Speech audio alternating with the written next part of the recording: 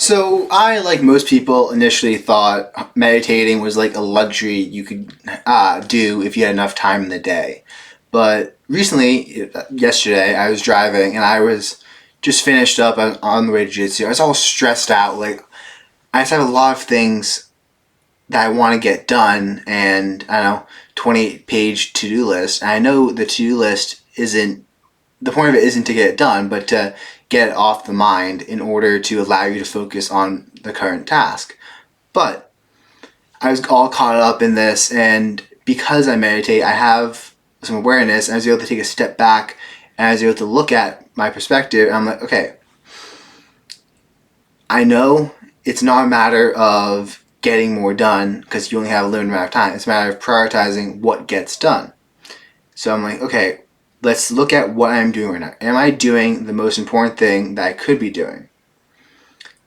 And for the most part, I was. There's a couple tasks that I'm doing that not necessarily optimal, but I kind of figure they need to get done anytime between now and a month from now. Like, well, they will need to get done eventually, but I should push those off a little bit because they don't need to get done now, and the tasks I'm working on now are more important and have at least compounding effects once they're finished. So I was thinking about that, and I'm like, okay, I still have some other tasks that are piling up. I'm like, well, I'm doing what I need to be doing. I'm doing the task I need to be doing. I guess I'm doing okay. Like, I guess I'm doing what I should be doing. Like, I'm making sure to that I'm not messing up. I'm not screwing up in any massive ways. I'm not like ignoring the task I should be working on. So I guess it's okay. Like, it's gonna take time. It's gonna it's not instant gratification, but I'm working on it, and I realize that, and kind of my ability to self-talk my way through that then allowed me to de-stress and have more confidence necessarily in what I was doing, why I was doing it. And I just wrote some notes on my phone about that, and it's kind of like the role a manager plays for you, where you go to the manager and you're like, here's all the stuff I'm doing, how do I do it better? And then the manager just tells you, no, you're doing what you should be doing, it's just going to take some time.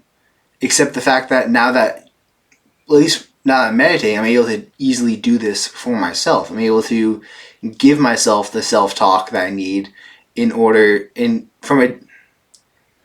able to take a step back and have a more open perspective and give myself a talk and then take action based off of that. So it goes back to those who can't manage themselves will be managed by others.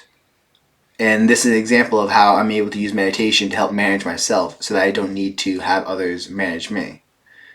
But another example would be I saved myself the time and the aggravation of an argument yesterday. Because I was going to get annoyed and have, I don't know, not confrontation, but like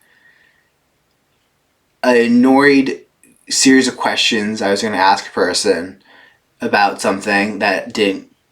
There's a miscommunication between the two of us, and then I thought about it for a little more, and I started realizing how the situation could be miscommunicated and how the other person might have been acting in the best way that they thought it should have been done, and I didn't necessarily communicate everything I should have communicated. And I was like,